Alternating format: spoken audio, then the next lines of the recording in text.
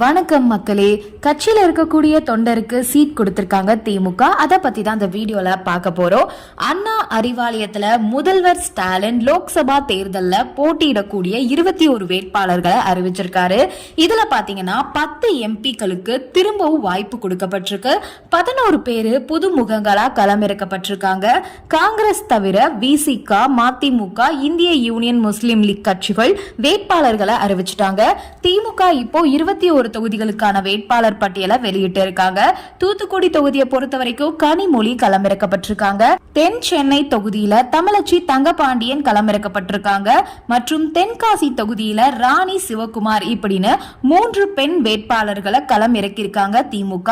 இப்போதைய எம்பியா இருக்கக்கூடிய 3 பேருக்கு வாய்ப்பு வழங்கப்படல. தருமபுரி தொகுதி எம்பி செந்தில்குமார், கள்ளக்குறிச்சி தொகுதி எம்பி கௌதம் சிகாமணி மற்றும் சேலம் பார்த்திபன், தஞ்சாவூர்ல 6 முறை எம்பியா இருந்த பழனி மாணிக்கம் இவங்களுக்கெல்லாம் வாய்ப்பு வழங்கப்படல.